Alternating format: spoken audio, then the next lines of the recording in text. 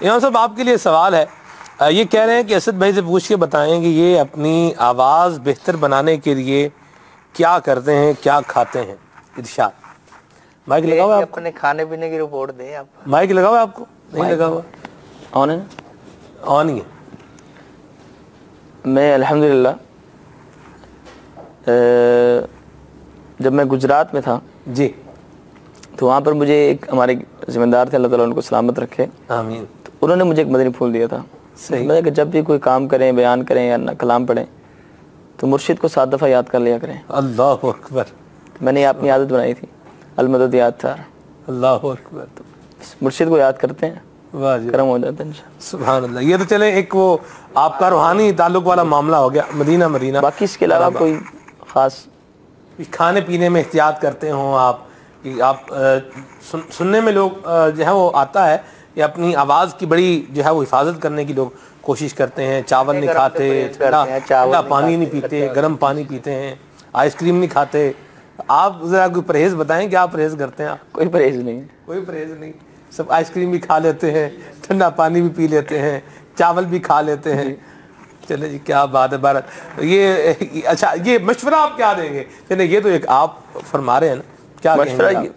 چاول وغیرہ کھٹی چیزوں سے بچنا چاہیے۔ صحیح کھٹی چیز وہ بعض کا تو بلکہ زیادہ تر صحیح ایک تو حافظے کے لیے بھی وہ نقصان دہ ہے، صحیح نزلہ کرتی ہے، اور گلے کے لیے بھی اس کو بھی متاثر کرتی ہے۔ صحیح، چاول تو ویسے بھی وہ پھر کھانسی ہو جاتی ہے۔ ٹھیک ہے، ماشاء اللہ مشورہ دے دیا جی امام صاحب نے۔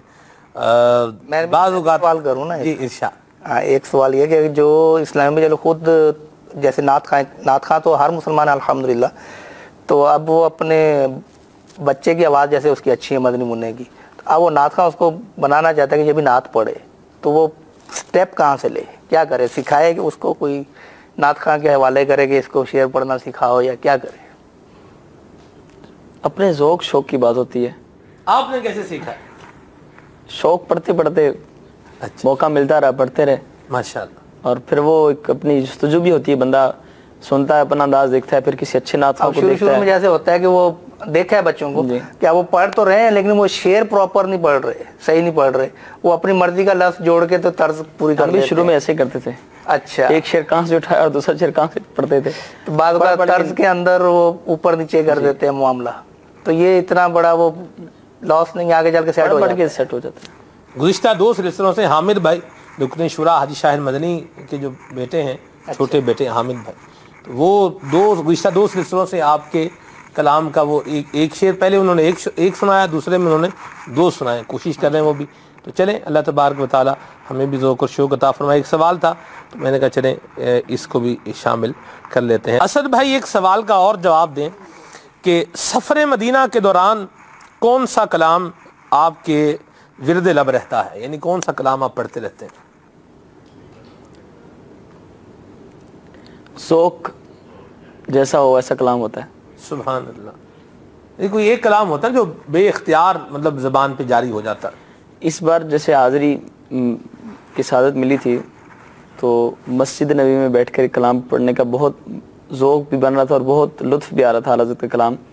واہ کیا جود و کرم ہے شہ بطحا تیرا، اس دفعہ میں نے یہ سیکھا اعلیٰ حضرت کی ہدایت کی بخشش، یعنی کہ بندہ حاضری دے، کچھ مانگنا نہیں آ رہا نا، اعلیٰ حضرت کلام پڑھنا شروع کر دے۔ یقین مانے میں نے جو اس دفعہ جس کی لذت پائی ہے نا، سبحان اللہ۔ اور یہ اعلیٰ حضرت کا جو یہ کلام ہے واہ کیا جود و کرم، میں نے شروع کے کچھ کلام پڑھنے کی تھی اور میں روز ہی پڑھتا تھا، یعنی کہ اعلیٰ حضرت کا کلام، دعائیں بھی پھر خود ہی آتی ہیں اور تمنائیں بھی خود آتی ہیں اور آنسو بھی پھر خود ہی آتے ہیں، تو بندہ وہ شعر پڑھتا رہے اور مانگتا رہے آقا کی بارگاہ میں۔ آنکھیں بند ہیں، پھیلی ہیں جھولیاں، اور کتنے مزے کی گنبد خضرا کو دیکھ کر تیرے کہ میں پاک کیا، در کی ہے۔ میرے اس یہاں کی حقیقت کتنی، مجھ سے 100 لاکھ کو کافی ہے اشارہ تیرا۔ یہ وہاں مسجد نبی میں حاضری دے کر بہت، یہ سبب میں نے سیکھا کہ باپا کے اس طرح کلام اور وہ بیٹھ کے بندہ پڑھے۔ مدینہ مدینہ ماشاءاللہ، الحمدللہ سعادت ملی ہے۔ مجھے بھی حضرت کے ساتھ ایک سفر کی سعادت ملی ہے الحمدللہ۔ کیا زبردست سفر تھا اور کیا ہی بات ہے جی، یادیں زندگی کے جو ہیں وہ حسین لمحے مکہ مدینے میں گزرے، اور اللہ کریم دوبارہ نصیب فرمائے، دوبارہ 6 بارہ 4 بارہ 5 بارہ 6 بارہ اللہ کریم مانا جانا نصیب فرمائے۔ امیر اہل سنت دامت برکاتہ عالیہ کے تو بعض کلام ایسے ہیں جو وہیں کی کیفیات کو مت دیکھ کر تو اور بھی وہ کہنا کئی ایسے کلام ہیں جو سفر میں راستے میں واقعات پر مشتمل ہیں، تو اس سے بھی ذوق میں اضافہ ہوتا ہے، محبت میں اضافہ ہوتا ہے، اور وہاں پر کہ ان کا انداز ایسا تھا، ہمارا انداز بھی جو ہے وہ ایسا ہونا چاہیے، عشق میں جو ہے وہ محبت میں اضافہ ہوتا ہے۔ سبحان اللہ۔ بات چل نکلی ہے تو چلتے چلتے ایک اور بھی کر ہی دیں۔ وہ جب ہم جہاز میں تھے اور عبدالحبیب بھائی کے ساتھ جب یعنی جب اگلا دو فلائٹیں ہماری تھیں، ایک دفعہ یہاں سے ہم دبئی سے آگے مدینہ جہاز تبدیل ہوا تھا، تو اس میں جب مدینہ شریف قریب آنے والا تھا تو کلام پڑھے جا رہے تھے اور عبدالحبیب بھائی اشک بھی بہا رہے تھے، تو ان میں سے اگر کوئی ایک کلام اس کے 2 اشعار بھی آپ سنائیں، کیا ہی بات ہے۔ مدینہ آنے والا ہے، مدینہ آنے والا ہے، مدینہ آنے والا ہے، مدینہ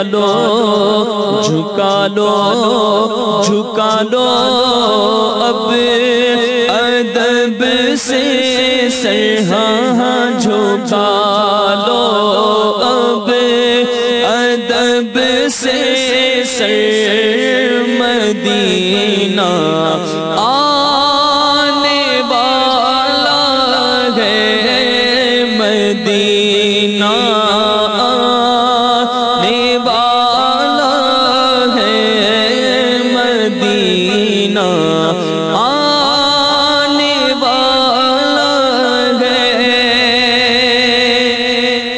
ٹھہر جا روح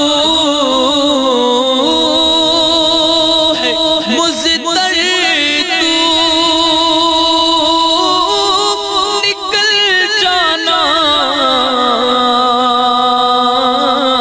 مدینے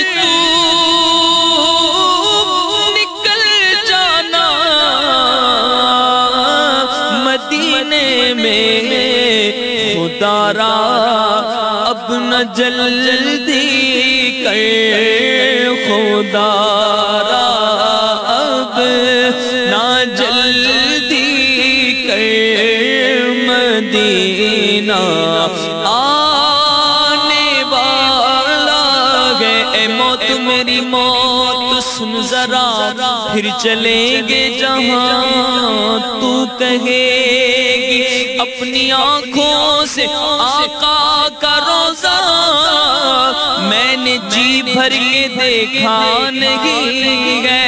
اے موت ٹھہر جا، میں مدینے تے جا لواں، ستا ہو یا نصیب میں اپنا جگہ لواں۔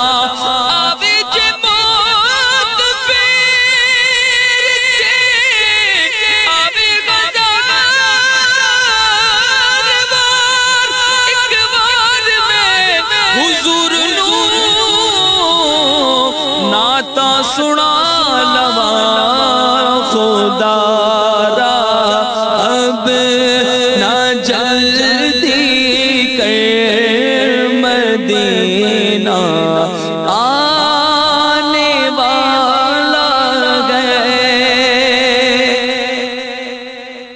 آپ یقین مانیں اس جہاز میں ایسا ذوق افزا ماحول بنا ہوا تھا کہ وہ الفاظ میں بیان نہیں ہو سکتا.